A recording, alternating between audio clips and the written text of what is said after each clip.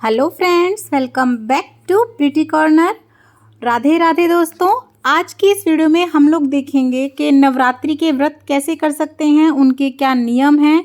तो मैं आपको डिटेल में सारी चीज़ें बताऊंगी, आपके सारे डाउट क्लियर करूंगी, तो वीडियो को एंड तक ज़रूर देखिएगा।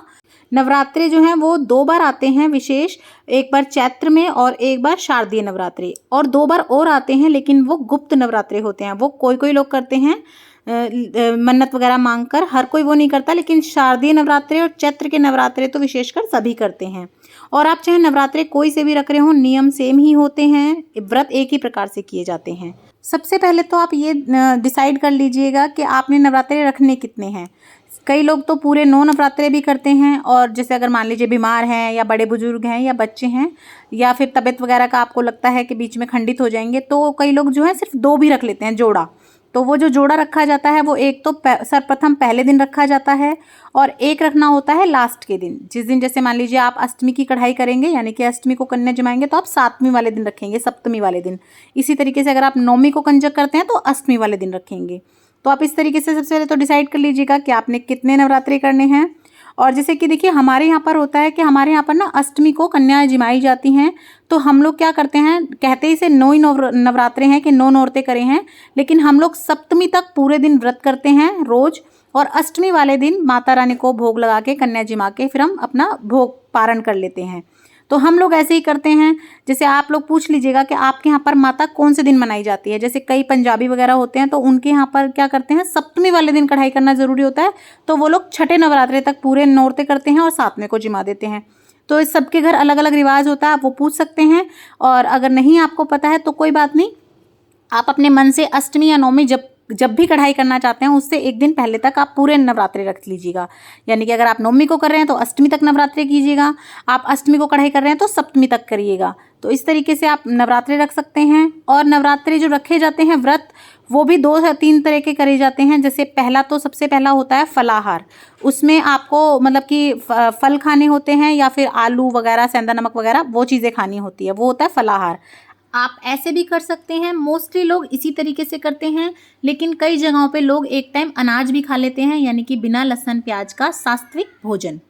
तो वो लोग पूरे दिन व्रत रखते हैं और शाम के टाइम एक बार आप बैठ के अपना जैसे नॉर्मल व्रत में खाना खाते हैं वैसे खा लेते हैं।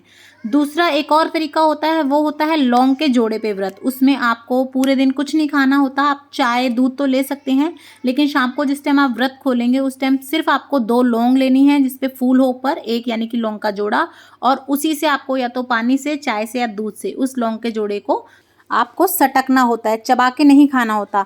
लेकिन ये जो व्रत होते हैं ना, ये थोड़े कठिन होते हैं, और ये कई बार लोग मन्नत मांगते हैं ना कि हम ये मन्नत पूरी कर दो हमारी, तो हम ये करेंगे, या फिर हम ये कर रहे हैं माता हमारी मन्नत पूरी कर देना, उस तरह से ही रखे जाते हैं। तो ये वाले व्रत बहुत कम रखते हैं, लेकिन इस तरीके से भी कुछ लोग व्रत करते हैं। तो आप जिस दिन पहला नौरता होता है उस दिन आप सर्वप्रथम संकल्प ले लीजिएगा कि आज से मैं ये वाले नवरात्रे कर रही हूँ। तो आप इस तरीके से नवरात्रे शुरू करेंगे। और जब सबसे पहला वाला नौरता होगा उस दिन आपको सुबह उठ के अच्छे से स्नान आदि कर लेना है। आप 2 तरह से इसके व्रत कर सकते हैं। अगर आप मान लीजिए घर से बाहर जाते हैं और आप कम टाइम है आपके पास, लेकिन आपको फिर भी व्रत करने हैं, 9 या 2 जितने भी आप कर रहे हो, तो आप सबसे पहले तो माता रानी की पूजा कर लीजिएगा। जैसे घर में ही कर लीजिएगा, नॉर्मल मंदिर में। मैंने वीडियो बना रखा है कि जो शॉर्टकट में पूजा करना चाहते हैं या बिजी हैं, ऑफिस जाते हैं, तो वो कैसे पूजा कर सकते हैं। तो देखिए लिंक आ रहा है ऊपर, आप देख सकते हैं। और दूसरा तरीका, जैसे जो लोग घर में ही रहते हैं, घर में कोई एक जना रहेगा ही रहेगा, तो आप अलग से सेपरेट चौकी वगैरह बिछा के आप अखंड जोत जला के फिर नौरते कीजिएगा। अखंड जोत जलाने से भी बहुत माता प्रसन्न होती हैं। और ऐसा कहा जाता है कि एक बार तो ज़रूर वो 9 नौरतों के दिन बीच में आपके घर पे एक बार तो ज़रूर घूम के जाएंगे, आप देखिएगा। तो अगर आप वो वाली पूजा विधि देखना चाहते हैं, अखंड जोत जला के, ज्वारे बो के, कलश स्थापना करके, तो उसकी भी वीडियो चैनल पर है, देखिए उसका भी लिंक ऊपर आ रहा है, आप उसे भी देख सकते हैं। तो जोन सी भी आप विधि देखना चाहें आप देख लीजिएगा, उस तरीके से आप अपने नवरात्रे शुरू कर लेंगे। उसके बाद आपको क्या करना है, अगर हो सके तो आपको रोज़ एक कन्या को भोजन कराना होता है। तो आप जैसे आपके घर में दौरानी जेठानी में बच्चे हों, लड़की हो, कोई कन्या माता, आप उसे जिमा सकते हैं, या फिर जैसे आपके आस पड़ोस में कोई छोटी बच्ची रहती हो ना, आप उसे दे सकते हैं। तो आप या तो खाना खिला दीजिए। जैसे हम लोग क्या करते हैं, मैं शाम के टाइम जब अपना व्रत खोलने के टाइम पे खाना बनाती हूँ ना, तो उसी में से एक थाली लगाकर पहले जो भी आपके आसपास आपकी जिठानी दौरानी के लड़के हों, कन्या हो, उसको आप दे दीजिए थोड़ी सी दक्षिणा रख के। तो इस तरीके से आप रोज़ माता रानी को जिमा सकते हैं। या अगर आपको लगता है कि इस तरीके से हम नहीं जिमा पाते, ऐसा कोई नहीं है, तो कोई बात नहीं। आप जब सुबह माता रानी के भोग में कुछ भी प्रसाद रखते हैं, मेवा का, फ्रूट या कुछ भी आप रखते हैं, आप वो ले लीजिए। और जैसे आप कोई ना कोई बच्चा तो मिल ही जाएगा, कोई छोटी कन्या मंदिर में दे के आ सकते हैं। अगर आप कोई कन्या हो, कहीं कीर्तन वगैरह में जा रहे हो, या आपके आसपास कोई छोटे बच्चे रहते हो, या फिर आपकी मेड हो और उनकी कोई बच्ची वगैरह हो, तो आप उनको दे दीजिएगा। कोई भी फल फ्रूट एक दिन का एक निकाल के, या मेवा वगैरह कुछ भी दे सकते हैं। या अगर आपको वैसे भी किसी को नहीं दे पा रहे आप, तो कोई बात नहीं।